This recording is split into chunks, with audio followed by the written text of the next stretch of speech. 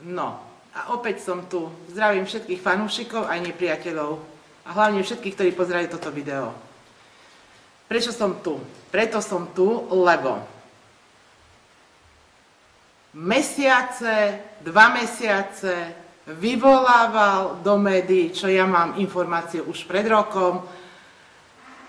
Vieme všetci, kto. Versač z Nitry z reality show, ktorý prišiel zo zamrežovanej búdky v roku 2005 do reality show a prihlásil sa v súťaži, aby vyhral 2 milióny korún. Mesiac vyvoláva do médií, ktoré existujú na Slovensku ženským hlasom, ani sa nepredstaví, že ja som dlžná mediálne známemu podnikateľovi z Nitry obrovskú sumu 1 360 000 eur, dokonca som sa dozvedela, že už je to 1 960 000 eur, ktoré mi vraj on požičal, je to aj s úrokom 100% alebo 150%.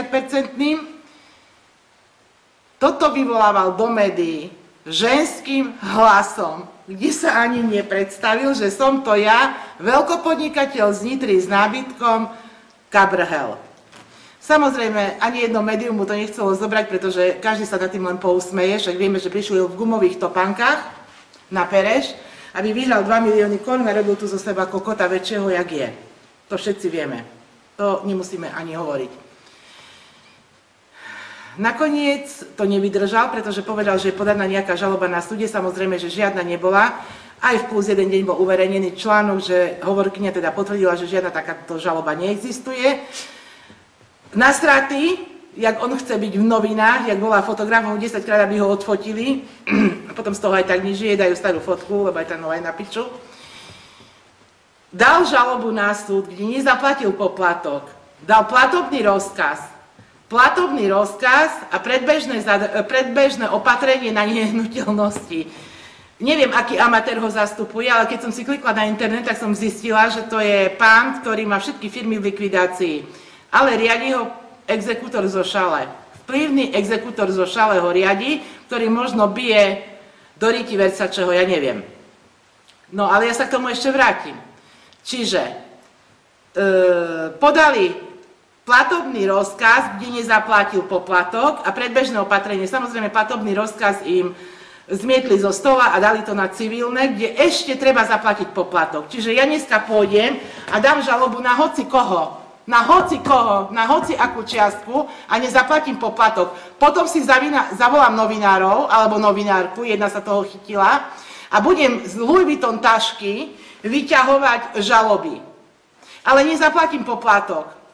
Zaplatím 100 eur za predbežné opatrenie, ktoré ani nemá. Ani nebude mať. Ledaže exekútor vplyvný z Nitry by vybavil. Exekútor zo Šale. Nechcem ho menovať, lebo každý bude vedieť za chvíľočku, kto to je. Tento vplyvný exekútor zo Šale, ktorý radí Versačemu, lebo ten má IQ húpacieho koníka, pretože nevie ani pravopis, ešte aj nikdy napíše, že nikdy nevie ani pravopis, takže možno, že nevie ani počítať. Takže tento exekútor zo Šale radí Versačemu, čo má robiť. Tento exekútor zo Šale je možno skrytý buzerant, pretože mi povedal Versace, že jeho žena o tom nevie, ale vieš, my máme takéto všelijaké vzťahy medzi sebou. A ten ti vybaví, čo chceš. Keď dáš 33 000 eur, tak ti vybaví aj to, že stiahnu z teba obvinenie. Čo som samozrejme odmietla. Tento exekútor zo Šale má vraj také kontakty, vážené dámy a páni, že vám vybaví či na prokuratúre, či na polícii, či na daňovom úrade, proste všade, všetko, kde chcete. To asi myslel tou spoločnosťou, pretože som sa dneska dozvedela, že dával nejaké interview do televízie Joj, kde hovorí, sedí v kancelárii a za ním sú šanony, on ani kanceláriu nemá, že je veľký podnikateľ, ktorý podniká s nábytkom a s mramorom. Ešte som nevidela podnikateľa, nech sa páči si to overiť, keď si kliknete na obchodný register alebo si kliknete na živnostenský register.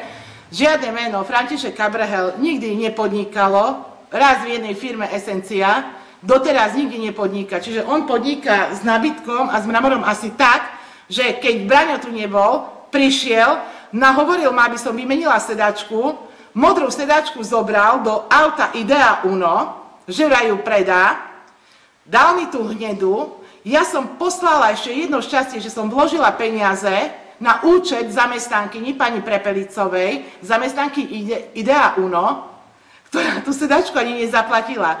Čiže som sa dozvedela, že ešte som dlžná aj za sedačku hnedu, za ktorú som vložila peniaze, ešte ani tu som nezaplatila. Čiže zobral aj jednu sedačku, aj druhú, a to všetko bez živnostenského oprávnenia a bez výpisu obchodného registra. Toto všetko sa tu deje a budeme písať, že je to podnikateľ s mramorom a s nábytkom. To je jedna vec. Vrátim sa späť ešte k tomu, v akej spoločnosti on sa pohybuje. Tam hovorí, že sa pohybuje vo vysokej spoločnosti v Nitre. Že on sa nepohybuje v takých skupinách ako ja, ale vo vysokej spoločnosti, kde si ho každý váži a kde teda každý ho považuje za čestného, bohatého podnikateľa, ktorý nadobudol majetok. No, tak nadobudol asi taký majetok, keď ešte hovorí, že ja som tam spávala a chodila som tam plakať, čo vôbec nie je pravda, pretože som tam bola len jeden jediný krát. Nikdy ma do tej vtáčej budky predtým nezavolal, až potom, keď si kúpila si 3 Mercedesy alebo 2, to neviem s určitosťou povedať, zlaté, a postavil si prístavbu k tej vtáčej budke, kde som bola zhrozená, kde boli len samé postele. Samé postele. Tam nie je žiadny nábytok, len v jednej kuči zmrštený a samé postele. Človek, ktorý je obžalovaný z úverového podvodu, obžalovaný, nie obvinený, obžalovaný z úverového podvodu, hovorí, že sa pohybuje vo vysokej spoločnosti. Tak potom sa asi pohybuje v spoločnosti tejto vysokej, kde je samý úverový podvodník. Pavol Bielik z Nitry, podnikateľ, ktorý robí smetné bedne, vyrába smetné bedne vyrába, mu vraj požičal peniaze, aby ich požičal on mne. Pán Bielik chodí k nemu samozrejme na návštevy, kupujú si ženské šaty, však boli u mňa v butiku, ktoré do dneska ani nezaplatil. Kúpili tam, majú tam stekeru asi 15 000 eur, si kúpili šaty, možno si ich doma obliekali, ja neviem. Lebo Pavol Bieli, keď som ja mu volala, som sa ho na toto pýtala, mi povedal, že on s tým nechce mať nič spoločné. Že on požičal Versačemu peniaze, nepožičal peniaze mne. Hovorí, že bol na polícii a podal na mňa trestné oznámenie, to sa všetci dozviete v nedeľu, že vraj podal na mňa trestné oznámenie a povedal polícii, s kým všetkým ja robím a neviem, ako podnikam, alebo ja neviem, čo tam povedal. To sa dozvieme takisto. No, neviem, ako chce on svoju podnikateľskú činnosť preukázať. Neviem, ako chce on preukázať to množstvo peňazí, ktoré vraj mne požičal, či mi ich doniesol v igelitke, alebo neviem, ako mi ich dal. To skutočne ako tomu nerozumiem. Ale jedno viem isto, že pán Bielik mu tie peniaze nedáva len tak. Pán Bielik musel peniaze dávať za niečo. Určite. Ďalšia osoba, ktorá v tejto kauze figuruje, je Katarína Miklošová. Katarína Miklošová má konexie v Nitre na polícii, kde mi tiež raz volal Versace a povedal, že bola na plese, na policajnom plese, kde mala oblečené moje šaty. Všetko tam načúvala, keby som niečo potrebovala, tak pani Miklošová vybaví všetko. Vybaví všetko na daňovom úrade, lebo má účtovnícku firmu. Ona má účtovnícku firmu, nie ja. Vybaví na polícii čokoľvek. A to nie sú len také reči, pretože mám jeden určitý dôkaz, ktorý budem vedieť predložiť v pravej chvíli, keď bude treba. Pán Bielik je zase z takej vysokej spoločnosti, že vám vybaví na Nitre na súde čokoľvek chcete. Čiže oni mohli teraz na polícii, pokiaľ je to pravda, teda čo hovoria, nehovorím, ja nechcem tu nikoho obviňovať, ani z polície, ani z prokuratúry, ani zo súdov, pokiaľ je to pravda, čo hovorí, lebo to nemusí byť pravda. Hej? Nemusí to byť pravda. Ale je zaražajúce, že takýto človek Takýto človek, ktorý sa bije do ryti, jebe si botox na ksicht, nevie pravopis, nevie možno ani poriadne počítať, bude rozprávať o tom, v akej spoločnosti on sa pohybuje a aké on má konexie. A toto je úplne normálne v tomto štáte, že príde exekútor zo šale a vám vybaví čokoľvek. No ale asi až také konexie nemali, keď ho obžalovali z úverového podvodu a obžalovali ho aj z toho, že nevrátil akúsi pôžičku. A viem, že to vybavoval exekútor zo šale. Toto viem. A ešte aj mne ponúkali za 33 000 eur, že mi vybavia čokoľvek. Treba, vieš, rýchlo dať tie peniaze Šalianskému. A toto je čo? Toto prečo sa nenapísalo? On hovorí, že ja prepisujem majetky. Na koho ja prepisujem majetky? Ja som prepísala majetok, čo celé Slovensko vedelo, a to je moja vec, na Bráňa. Bráňo, my sme manželia, my nemáme rozdielené BSM, to je úplne jedno. Ale na koho má prepísaný dom on? Tú budku v Tači, na koho mal napísanú? Na moju matku?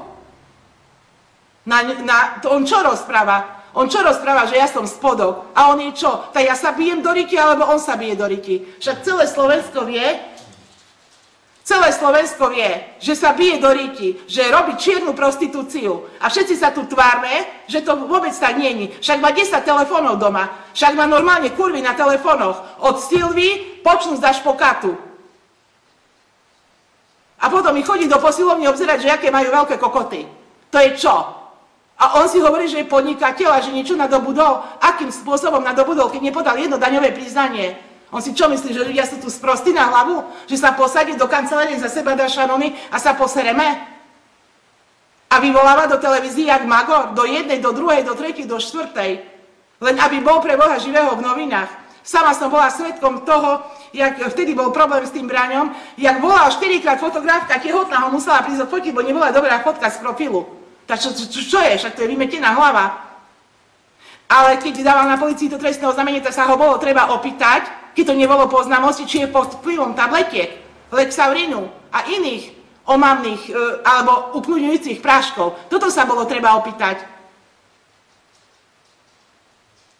A ďalšia vec. Trestné oznámenie je podané na ňo, podané je ešte na jednu osobu, nebudem teraz menovať, a pôjde veľká žaloba. Veľká žaloba za poškodenie mena. Z toho sa nespamätá, ale nie taká, že nebude zaplatený poplatok. Taká, že bude zaplatený poplatok. A veľmi si dám pozor na to trestné oznámenie, teda keď ho dal, a čo vypovedal na polícii a komu to vypovedal. Lebo keď to vypovedal tomu pánovi, kde ja mám tu doličný predmet a dám si urobiť DNA, on vie, o čo ide, tak to bude riadny cirkus. Riadny cirkus.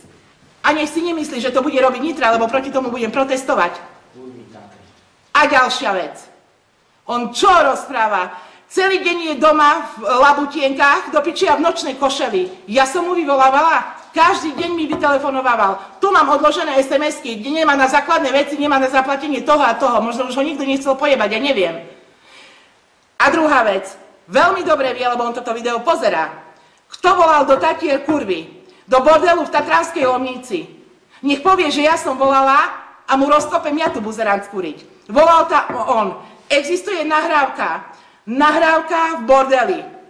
Či jak sa to volá, dom verejný, alebo jaká piča to je. Tam je jeho hlas buzeránsky nahratý. Kde volá a kde hovorí, že sa bude aj fotiť. Viete, lebo ja som taký a taký. My tu nahrávku máme. Má tu aj verejný dom. A toto si ale s Braňom vyúčtuje. A každý, kto ťa bude stretne, to ťa bude kopať do tej buzeránskej ryti za toto, lebo toto sa nerobí. A dosvedčí to človek, ktorý tam bol, ktorému on telefonoval, aby otvoril apartmán. A ďalší sa mi prihlásil. Mali, čo na to Mojsejovci, ktorý mi to potvrdil, že to bolo tak. Od začiatku potom pasol. Volal na pakáreň, keď Braňo tam bol, že mu treba niečo dať. To je čo? To je človek, ktorý sa pohybuje vo vysokej spoločnosti. To komu on chce narozprávať, keď tu v garáži spal? A to tá vysoká spoločnosť čo robila, že ho sem pustila? Medzi takých primitívov, jak sme my. Ja som mala dom vtedy, keď on ešte ohryzok do piči na Jablku. Ja som vtedy mala dom, ja celý svet som pochodila, vo Viedni som chodila na nakúpy každý týždeň. Odkedy som jeho spoznala, mám samý problém. Pretože on si nevie ani spočítať, koľko je 2 a 2. A on ide do novín na mňa kýdať, že ja som, ja neviem, fuchtla či jaká piča, tá tvoja matka je fuchtla. Buzerant jeden zajebaný. A toto on bude po policiách vyvolávať ženským hlasom. Tak sa predstav sa, povedz, to som ja, buzerant Versace, Cabrahel, bo nikto ťa nepozná. A budú hrať zo seba smotánku. Ďalší Roman, čo tu chodil v šotkách, jak kokot. Však skoro som sa porihala v záchode.